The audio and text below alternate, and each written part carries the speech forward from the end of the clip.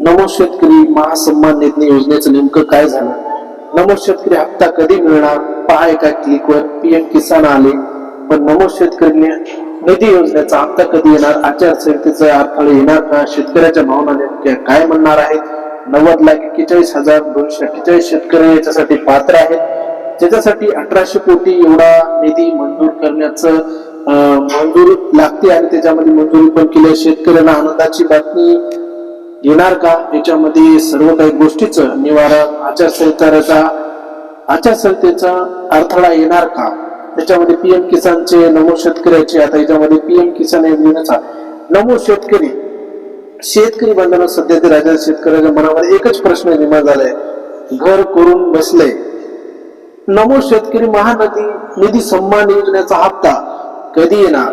तर कधी येणार? पीएम किसान योजनेचा हप्ता नोव्हेंबर महिनाही आठवडा जमा झाला, पण त्याच्या जोडीला येणाऱ्या राज्यातील हप्ता मात्र अजूनही गायब आहे.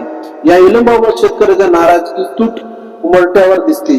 चला तर मग या जाणून घ्या परिस्थिती सविस्तर आढावा आणि आपल्याला सविस्तर माहिती.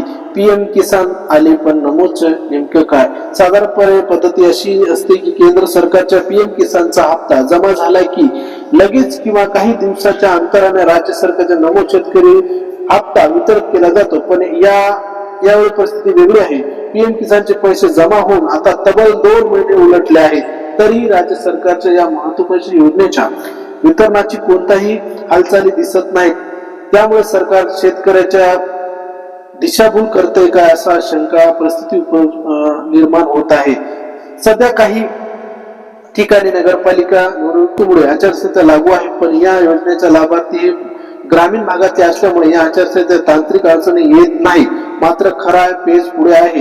येत्या काही 2 आठवड्यामध्ये जिल्हा परिषद आणि पंचायत समितीच्या निवडणुका जाहीर होण्याची दाट शक्यता आहे. जर यापूर्वी राज्य सरकारने निधी वितरणाची GR काढला नाही आणि ज्या आचारसंहितेची लागली तर शेतकऱ्यांचा हा हप्ता मिळण्यासाठी काही 1 महिना वाट पाहावी लागणार आहे. त्यामुळे जानेवारी महिन्याचे पैसे यावे असतील तर या सरकारने पहिल्या आठवड्यात किंवा दुसऱ्या आठवड्यामध्ये तातडीने गरजेचं आहे. अलीकडे अतिवृष्टीची मदत रखडली आहे, दुसरीकडे कृषी पंपाचे डीबीटी अनुदान थकले आहेत आणि त्यात आता नमो शेतकऱ्याचा हप्त्याची लांबीवर पडल्यावर बळीराजा संकट सापडला आहे. प्रशासकीय याबाबत कोणताही स्पष्ट माहिती देत नसल्यामुळे संभ्रम वाढत आहे. आता याच्यामध्ये महानगरपालिकेचा आणि जिल्हा परिषदचा इलेक्शनचा कुठल्याही प्रकारचा संबंध येत नाही.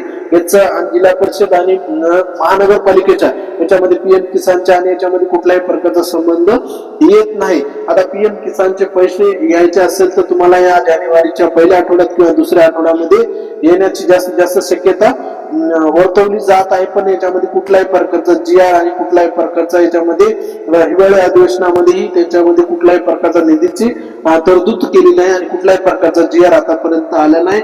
सरकारला नमो शेतकरी पीएम किसानचा हप्ता आला, पण नमोचा हे विसर पडला आहे काय?